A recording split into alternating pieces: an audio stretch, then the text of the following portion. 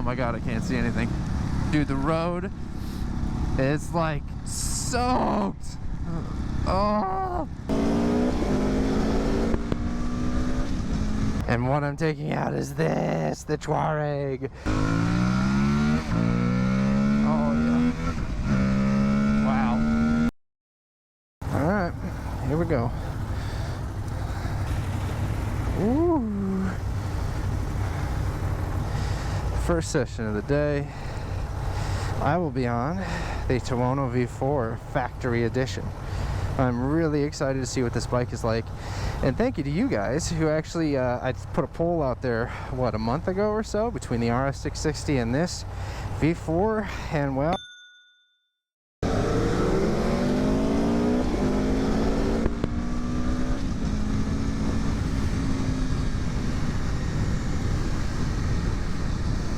oh, the amount of turn signals that get left on because nobody knows these bikes. Alright, so for a cruiser, like honestly, like this isn't all that bad. Like I will take this. Like this is pretty good. Is this all we get? No way. Bruh. I don't know what he's doing there, but finding neutral is fucking impossible. Alright, so here we go, second session. And what I'm taking out is this, the Tuareg. So they didn't have any RS660s available, but you know, if I get, I guess, familiar with this engine. But yeah, fun fact is this is in contention. This is something that, yeah, could definitely be a part of my stable in the future. Rather interesting. So let's get our opinions on this guy and see what it looks like. Man, this thing is big. Oh, easy to find neutral. Deep boop, neutral. I don't know why the Tuono was so hard. Brakes a little spongy, but I like the upright seating position. It'll be interesting as we're waiting for everybody here. Clutch grab's really low. What I have noticed is that all of these Aprilias seem to be cable clutch. Man, this thing is huge.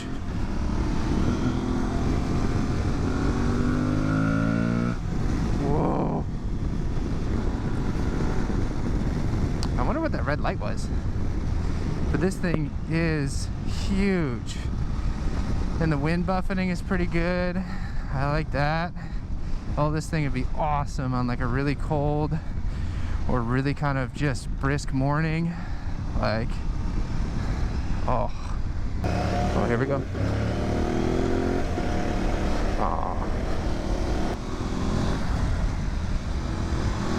Oh, standing on this though.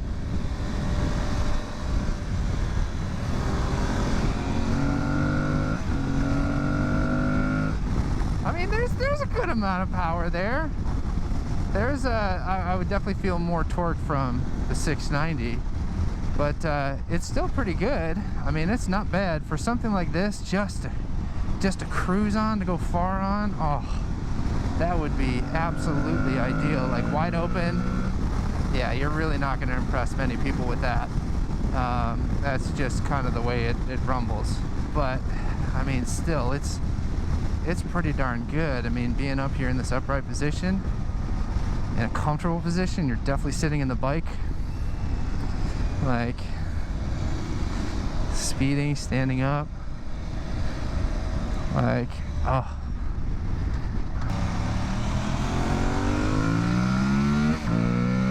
Oh, yeah. Wow. So this does not have the quick shift. It's clearly defined. But that's, I'm sorry, that's not bad at all. That's pretty good for what this thing is.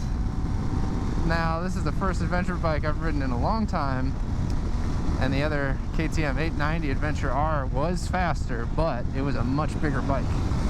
Oh, that's just so nice, man. Oh, yeah. Coming in hard on the brakes. Brakes are a little soft.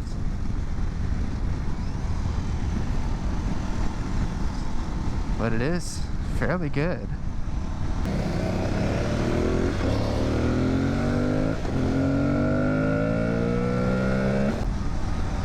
Like this is just...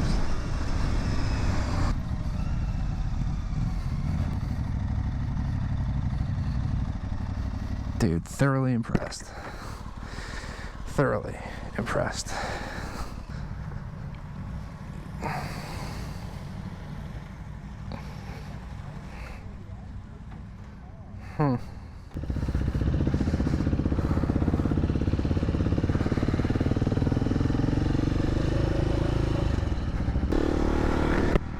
Alright. So as we are back on the road dealing with this wonderful construction, to wrap things up, I don't know. It's weird, like riding the Tuono V4. It's a incredible motorcycle. I rode it in the extreme wet, so I wish it was, you know, dry, to really kind of corner the thing.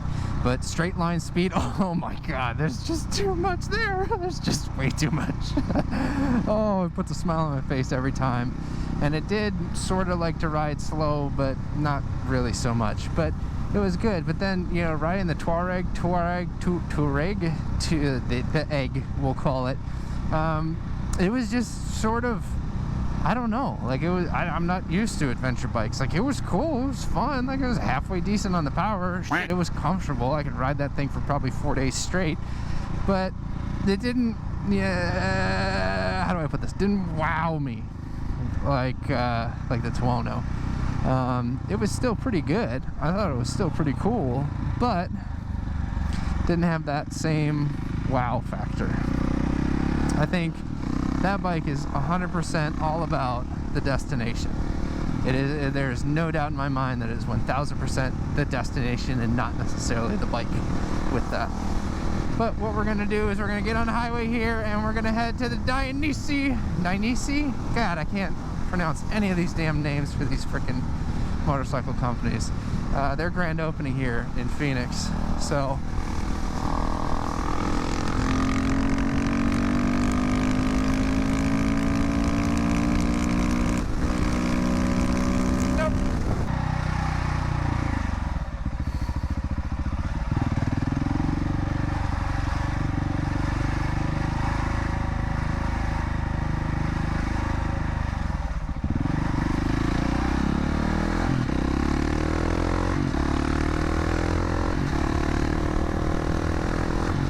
a cool roundabout. Look at all that cacti.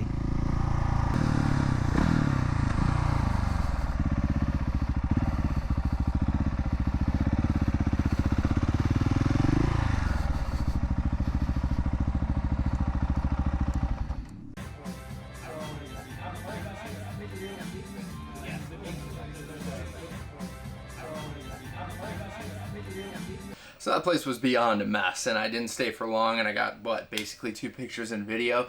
It was cool. They were doing that simulator thing where you kind of act like you're racing on a track, or you could just go to a track. I don't know. But I also tried on one of those Pista helmets that every, you know, Instagram, TikTok influencer wears.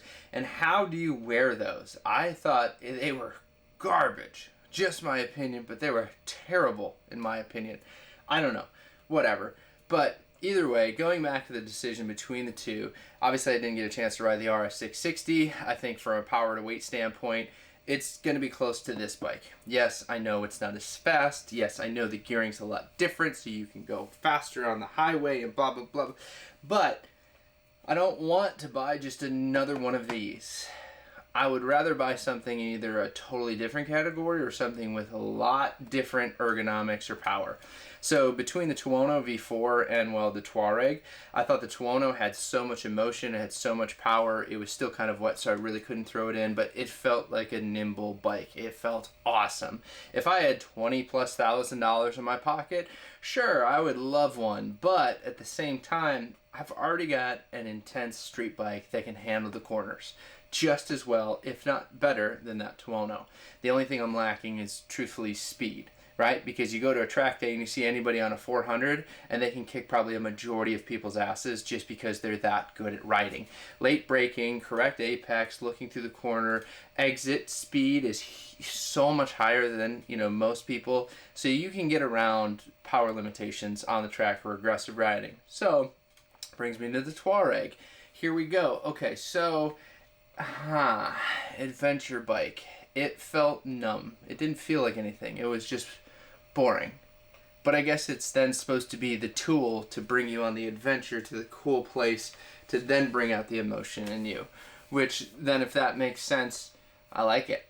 I'll take it. That could be kind of fun, and maybe not that anymore, and maybe more of an adventure bike. But isn't this sort of an adventure bike, right? The only thing that's the difference between the SMC-R and the Enduro R is the wheels. Wink, wink, nudge, nudge, right? So what if I tried taking this off-road? Anyway, I hope you enjoyed today's video, and I hope you stay tuned to see any other future adventures here. And let me know if you guys have a Tuono V4, or especially a Tuareg, what you think of it. And I guess until next time, to remember, keep riding. I need to know everything, who and the what and the where, I need everything. Trust me, I hear what you're saying, but act like it's new what you're telling me. I'm curious, George, I hop in the Porsche, 5 and a horse, I'm ready for war, I'm coming for throats, to turn to a ghost, I need to know everything.